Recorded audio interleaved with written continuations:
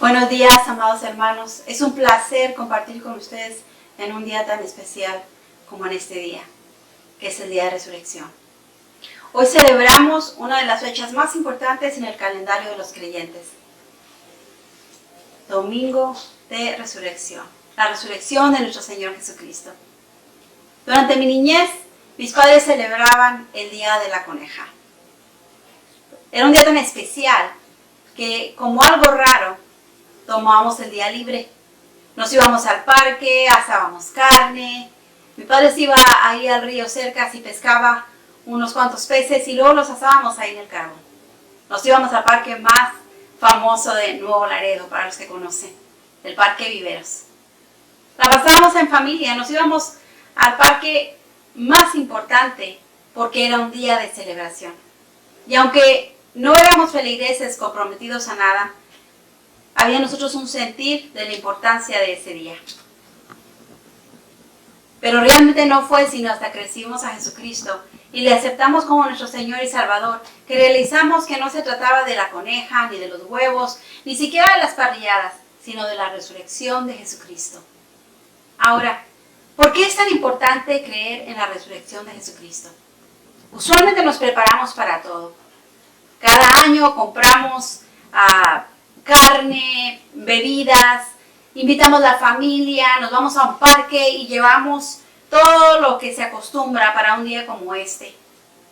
Pero la mayoría de nosotros, al igual que nosotros en mi niñez, no teníamos ni siquiera la más vaga idea de lo que realmente significaba el día de resurrección. ¿Por qué es tan importante creer en esto? Vamos a Lucas 24 del 1 al 8.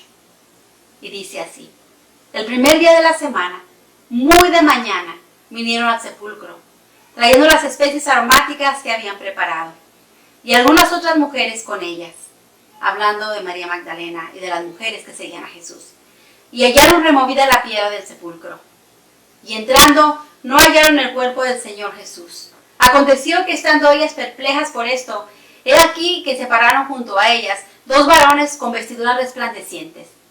Y como tuvieron temor y bajaron el rostro a tierra, le dijeron: ¿por qué buscáis entre los muertos al que vive? No está aquí, sino que ha resucitado. Acuérdense de lo que les habló Jesús cuando aún estaba en Galilea, diciendo: es necesario que el Hijo del Hombre sea entregado en manos de hombres pecadores y que sea crucificado y resucite al tercer día. Entonces ellas se acordaron de sus palabras. Hablemos un poco de los discípulos y de las mujeres que llegaron el domingo por la mañana tras la resurrección de Jesús. Ellos realmente no estaban anticipando su resurrección. De hecho, ellos estaban escondidos. Y las mujeres iban preparadas con ungüentos y con lienzos para ungir a Jesús, porque esa era la costumbre. De hecho, se esperaba, como una de las tradiciones o costumbres de ellos, 3 días para asegurarse de que la persona a la cual iban a sepultar estaba realmente muerta. Algunos decían que hasta después de 3 días el espíritu abandonaba el cuerpo.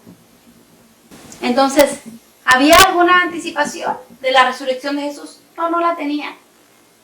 En realidad, aquellos que creían que Jesús iba a resucitar, o lo menos temían en su resurrección, fueron aquellos que lo crucificaron. Fueron aquellos que enviaron los guardias a cuidar la tumba. Bueno, no sé si precisamente para asegurarse de que no saliera de ahí si resucitaba, imagínense. O simple y sencillamente porque tenían temor que los discípulos robaran el cuerpo y después dijesen que había resucitado. Estos hombres estaban alertas, estaban al tanto y estaban anticipando que algo iba a suceder. No así los discípulos, ni tampoco las mujeres que habían creído en Jesús, que lo habían seguido a través de su ministerio en la tierra. Jesús lo había anunciado y les había dicho, el ángel les dice: acuérdense.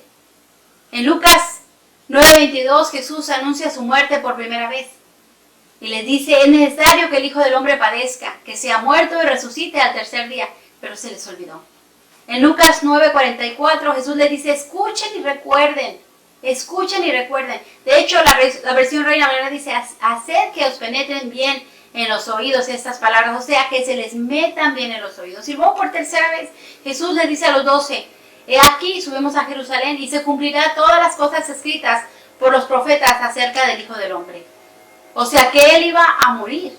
Es necesario, dice la Escritura, que el Hijo del Hombre padezca, que sea muerto y resucite al tercer día. ¿Por qué debían los discípulos y nosotros debemos también de creer en la resurrección de Cristo? Porque esta era la prueba indubitable o indudable de que Jesús de Nazaret era quien decía ser el Mesías, el Hijo de Dios. Recordemos que muchos se han proclamado a sí mismos como dioses, pero ninguno ha resucitado, ni Confucio, ni Buda, ni Mahoma, ni Allah, etcétera, etcétera, etcétera. Es muy interesante notar que ni los discípulos ni las mujeres se acordaron de su anuncio de resucitar al tercer día. Ellas iban preparadas solamente para cumplir con una tradición, pero Jesús resucitó. Claro que sí, Él resucitó. Si Él no hubiese resucitado, entonces nuestra fe fuera muerta, y la de los discípulos también. Veamos lo que dice el apóstol Pablo en cuanto a la resurrección de Cristo.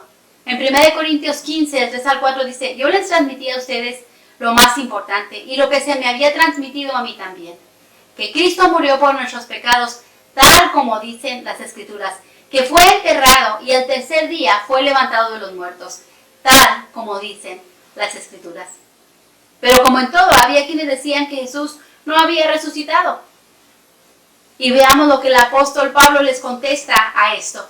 Y dice: y si Cristo no ha resucitado, entonces la fe de ustedes es inútil y todavía son culpables de sus pecados. O sea, no habría perdón de pecados. En ese caso, todos los que murieron creyendo en Cristo están perdidos. Y si nuestra esperanza en Cristo es solo para esta vida, somos los más dignos de lástima de todo el mundo. Lo cierto es que Cristo sí resucitó de los muertos. Él es el primer fruto de una gran cosecha, dice el apóstol Pablo, el primero de todos los que murieron. Así que, ya ven, tal como la muerte entró en el mundo por medio de un hombre, ahora la resurrección de los muertos ha comenzado por medio de otro hombre, Jesucristo. Así como todos mueren, porque todos pertenecemos a Adán, todos los que pertenecen a Cristo recibirán también vida nueva. Pero esta resurrección tiene un orden. Cristo fue resucitado como el primero de la cosecha. Luego los que pertenecen a Cristo serán resucitados cuando Él regrese. ¿Ves qué importante es la resurrección? Pero déjame preguntarte, ¿perteneces a Cristo? Esto significa que creer en su muerte y resurrección no solo nos da la promesa de que un día también los que hemos creído en Él resucitaremos. Y aquí es donde quisiera hablarte de anticipación.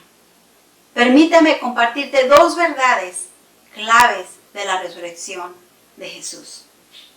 En medio de la situación que estamos viviendo en este momento del COVID-19, que estamos preocupados, a recordar que Jesús resucitó y que está sentado a la diestra de Dios Padre, intercediendo por nosotros, nos lleva a estas verdades. Nos lleva a anticipar un nuevo comienzo. Digamos, como están diciendo en este momento, a una nueva normalidad. Después que salgamos de esta situación presente, que no olvidemos que es importante su resurrección. ¿Cuáles son estas verdades de las que te quiero hablar? Una, y en primer lugar, es que Dios tiene el control. La segunda es que Dios cumple sus promesas. Si podemos comprender estas verdades, en primer lugar, nuestra paz mental aumentará. El nivel de los temores que estamos confrontando y las frustraciones disminuirá. Y aumentará tu habilidad de solucionar los problemas y las dificultades en tu vida. Si crees que Cristo resucitó y que Él vive, confiarás que Él tiene el control. Claro que sí, Dios tiene el control. La Escritura dice en Proverbios 16:1, los planes son del hombre, la palabra final la tiene el Señor. Yo estoy segura que la mayor parte de nosotros teníamos planes para estos siguientes meses. Quizás de graduaciones, quizás de bodas, algunos de cumpleaños especiales, de 25 aniversarios o de 50, no lo sé. Pero déjame recordarte, Dios tiene el control. No los canceles, planéalos mejor para un futuro próximo. Recuerda, los líderes religiosos, Anás y Caifás, dijeron: vamos a deshacernos de Jesús, vamos a silenciarlo matándolo, sin realizar que todo estaba cayendo en el plan de Dios. Todo lo que nosotros estamos atravesando en este momento, te aseguro que a Dios no le sorprende. Dios está en control. Yo no sé si usted cuando lee la Biblia se ha encontrado constantemente con pasajes que dicen todo esto sucedió para que se cumpliera lo dicho por el profeta o las escrituras.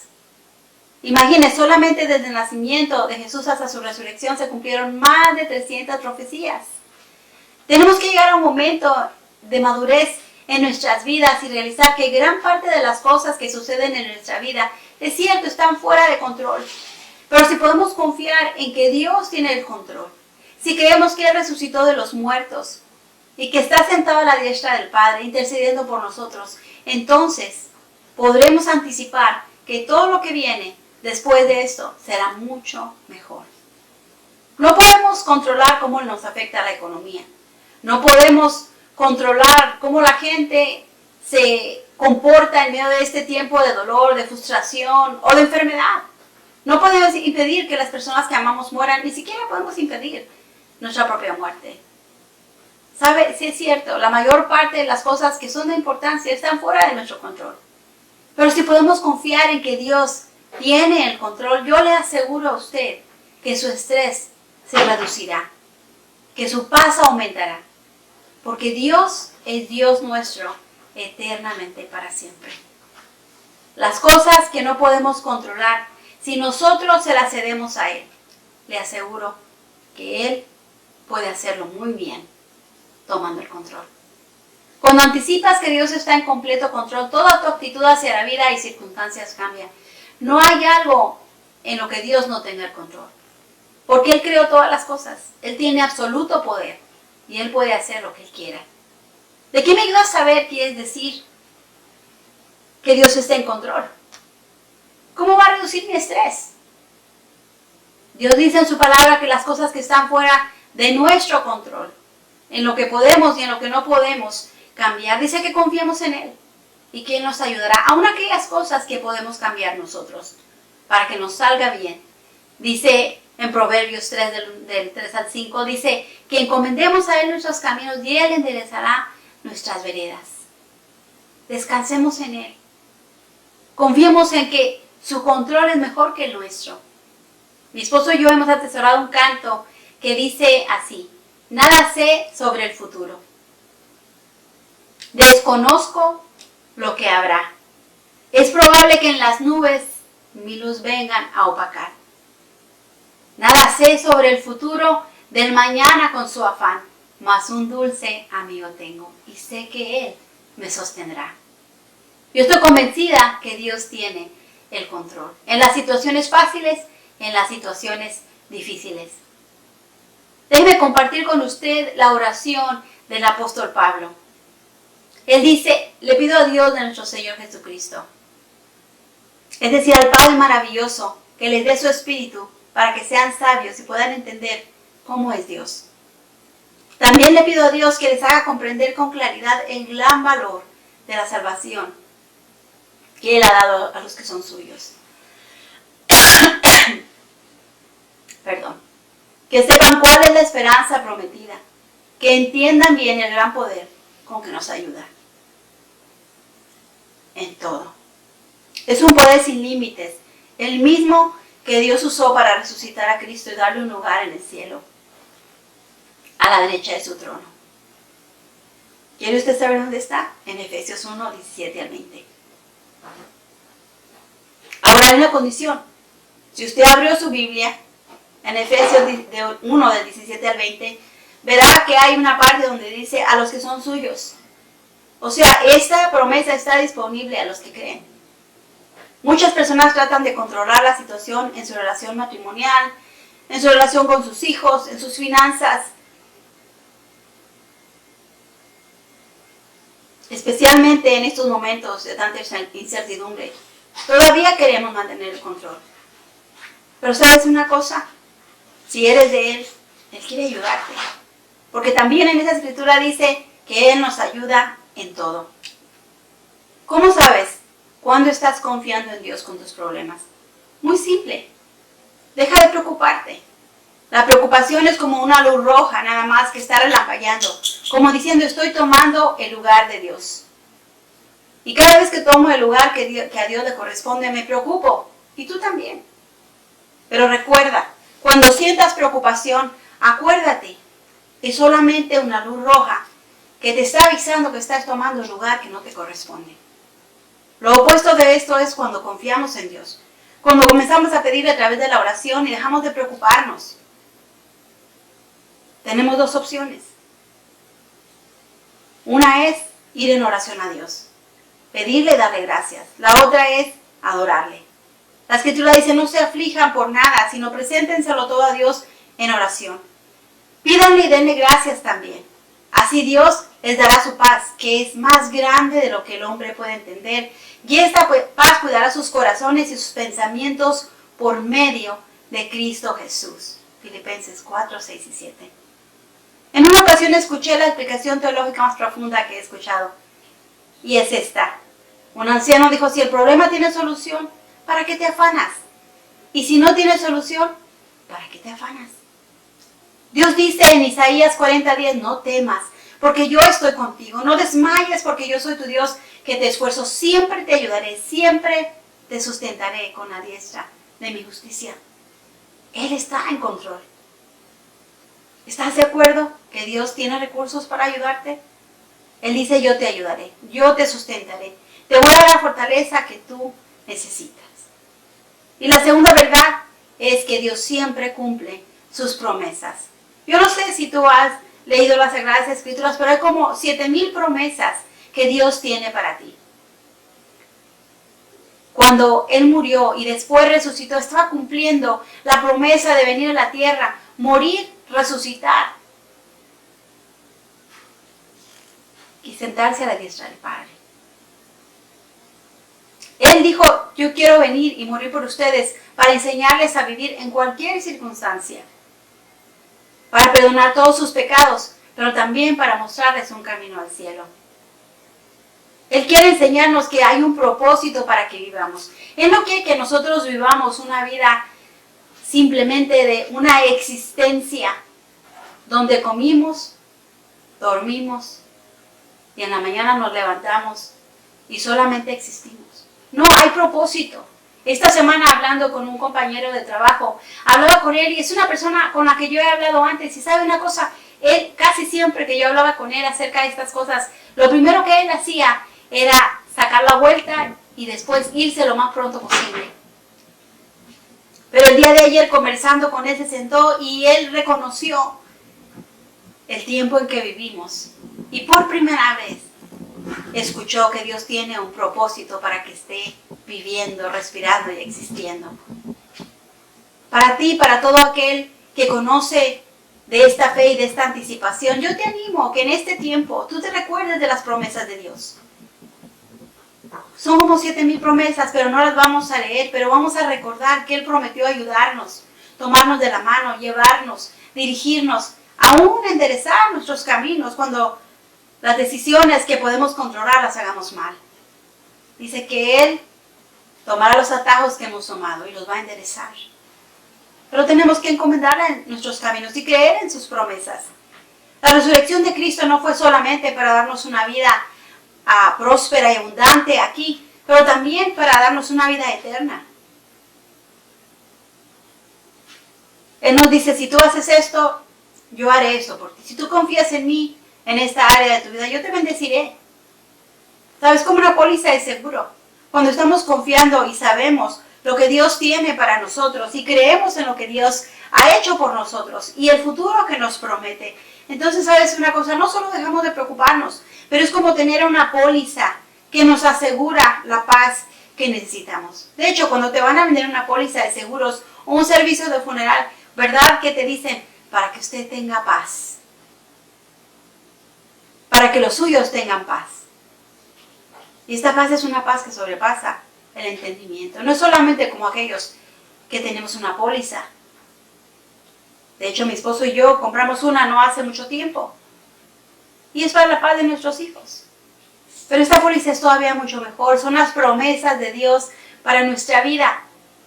De hecho, promete una vida abundante para nosotros aquí, ayudarnos en esta vida. Pero si solamente confiamos en la vida que estamos viviendo hoy, la Escritura dice que somos personas miserables. Porque esta vida es corta, pero la que viene es eterna. Él promete ir a preparar una morada para nosotros, para que donde Él esté, nosotros también estemos. Y sabes qué, en medio de este tiempo, quizás no ha habido un tiempo mejor que el que tenemos ahora para realizar que esta vida no es eterna. Que todas las cosas en las cuales hemos confiado, las finanzas, una bonita casa, y aún el amor de nuestra familia que ahora no podemos casi ni abrazar, son pasajeros, que en un abrir y cerrar de ojos pueden desaparecer. Pero Jesucristo, al conquistar la muerte y resucitar, nos promete que donde Él esté, nosotros también estaremos. Porque al pasar de esta vida a la otra, Él nos estará esperando. Yo te animo a que tú recuerdes la escritura en 1 Corintios 2:9 que dice, cosas que ojo no vio, ni oído oyó, y ni siquiera han pensado, son las cosas que Dios ha preparado para los que le aman. Ahí no habrá llanto, ni tristeza, ni dolor. Piensa en la resurrección de Cristo como una anticipación a una vida mejor. No solamente a la salida de esta situación que estamos viviendo ahora, pero prepárate para la vida que viene. Prepárate para la eternidad. El cielo no va a ser un lugar aburrido, te lo aseguro. Algunas personas bromeando hasta dicen, yo prefiero irme al infierno, porque ahí vamos a tener pachanga. Ahí vamos a estar todos los que sabemos celebrar. Pues déjame decirte que estás terriblemente equivocado. Porque la Escritura dice que ahí será el lloro y el crujir de dientes. No habrá tiempo para celebrar. ¿Celebrar qué? Pero veamos que dice 1 de Pedro 1:3-5. Dice, alabemos al Dios y Padre de nuestro Señor Jesucristo, que por medio de la resurrección de Jesucristo ha cambiado totalmente nuestra vida. Aunque no merecemos que Dios nos ame por su gran amor, cambió nuestra vida para que siempre estemos seguros de nuestra salvación y de que nos dará todo lo que nos ha prometido y que tiene guardado en el cielo. Y lo que nos ha prometido no puede destruirse, ni mancharse, ni marchitarse. Ustedes confían en Dios y por eso los protege con su poder, para que puedan ser salvados tal y como está planeado para los últimos tiempos. Déjame decirte, estemos alertas, porque estas son señales de los últimos tiempos. Un par de cosas muy importantes que no debes pasar por alto en este verso acerca de que Dios dice del cielo, algo que tú no encontrarás en ninguna otra parte, en ningún otro libro, aún en la revista Times, que es tan famosa, en algún tiempo habló del cielo y habló de lo maravilloso que pudiese ser. La Escritura lo describe de una mejor manera. Yo te animo a que tú la leas, a que confíes en ella y a que no te bases solamente en la vida que vives en este momento. Como te darás cuenta, todo eso puede pasar en un abrir y cerrar de ojos. La Escritura dice que la Biblia está reservada para los hijos de Dios, para aquellos que creen en Él. Y yo te pregunto, ¿en algún momento has creído? Y si dices que crees, ¿le has recibido? ¿La has aceptado como Señor y Salvador de tu vida? En el libro de San Juan, capítulo 1, dice en el versículo 12, pero a quienes lo recibieron y creyeron en Él, les dio la potestad, el derecho de ser llamados hijos de Dios. Y a lo mejor tú dices, pero yo le he creído. Yo sé que Él es Jesucristo, pero ¿realmente le has concedido ser tu Señor? Él dice que Él nos concede el privilegio de llegar a ser sus hijos. En el versículo 13 dice, porque estos no nacieron de sangre, ni por voluntad de carne, ni por voluntad de varón, sino de Dios. O sea, no es la tradición que tus padres te dejaron, sino es tu fe y solo tu fe en Jesucristo. Hay tantas promesas. En un momento como este, Él dice, venid a mí todos los que están cansados y agobiados, y yo los voy a hacer descansar. Llevad mi yugo sobre vosotros y aprended de mí, que soy manso y de corazón humilde. Así encontraréis descanso para vuestra alma, porque mi yugo es fácil y mi carga es leve. Mateo 28, 11, o Mateo 11, 28 al 29, disculpe. Él te conoce y quiere que sepas que Él sabe los planes que tiene para tu vida. Entonces, todo cae en su lugar y tú empiezas a vivir una vida real. Él hará todo lo que Él ha prometido. Dios quiere que hagas dos cosas. Una, Él quiere que lo conozcas. Y dos, Él quiere que confíes en Él. En esta Pascua, ¿por qué no tomas el primer paso y dices, yo también, Dios, quiero conocerte mejor? No solo quiero saber de ti, pero quiero saber la razón para el cual tú me pusiste en esta tierra. Jesucristo, te quiero conocer, quiero entender todo lo que tú hiciste por mí. Cuando tú hagas esto, tu vida cambiará. Yo te animo a que tú confíes en Él, a que anticipes que lo mejor está por venir. Hay promesas en la Biblia. El que confía en Él no quedará defraudado, dice Romanos 10:11. No importa lo que has hecho en el pasado, Dios quiere darte paz. En un lugar de ansiedad que sientes todo el tiempo, especialmente en este momento, Él quiere darte seguridad y fuerte. Él quiere darte una casa eterna en el cielo. Él quiere perdonarte cada uno de los pecados que hayas cometido. Yo te animo en este momento a que tú le digas, amado Dios, gracias por enviar a Jesús tu Hijo para morir en mi lugar y por resucitarlo y volver al cielo para preparar un lugar para mí. No entiendo todo, pero te pido que me perdones por todos mis pecados. Acepto que tu perdón que prometiste, si acepto que tú seas mi Señor y Salvador, es una realidad. Jesucristo, te acepto como mi Señor y mi Salvador en este momento. Dile, quiero conocerte cada día más y confiar en ti. Quiero vivir el resto de mi vida como tú deseas. Quiero que tú me ayudes a conocer la razón de mi existencia en esta tierra. Y pongo mi confianza en que tú me llevarás a estar contigo después de esta vida. Gracias. Padre, gracias en el nombre de Jesús. Amén. Y a ti que eres creyente, a ti que conoces de esta gracia y de esta misericordia, a ti que dices conocer la resurrección de Jesús de una forma personal, recuerda sus promesas. No permitas que tu corazón se afane. Por el contrario, encuentra tu propósito en Él y da de gracia lo que de gracia has recibido. Comparte con otros de esta fe, comparte esta esperanza, comparte que Dios está en control y que Él cumple sus promesas. Ore conmigo esta oración. Padre, te doy gracias en este día por amarme, por resucitar, por confiarme esta salvación tan maravillosa y tan grande para compartir con otros. Ayúdame a ser un canal que pueda hacer llegar a otros que tus promesas son fieles y verdaderas y que estás en control. En el nombre de Jesús. Amén. Dios les bendiga. Buenas tardes, amados hermanos. Espero que ya estén listos para tomar la Santa Cena, que ya han preparado sus galletas y su jugo de la vid o de uva, y vamos entonces a empezar a tomar la Santa Cena. Y voy a leer las Sagradas Escrituras donde el apóstol Pablo nos habla acerca de ello. En 1 Corintios capítulo 11, versos 23 al 26 dice: porque yo recibí del Señor lo que también les he enseñado, que el Señor Jesús, la noche que fue entregado, tomó pan.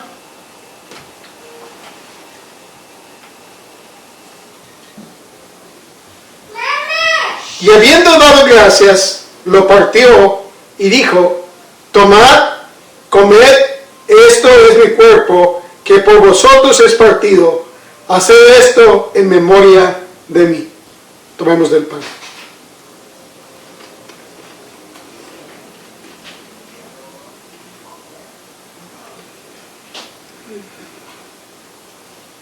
Asimismo, dice, también tomó la copa después de haber cenado, diciendo: esta copa es el nuevo pacto en mi sangre. Haced esto todas las veces que bebieres en memoria de mí. Vamos a tomar del jugo de la vida.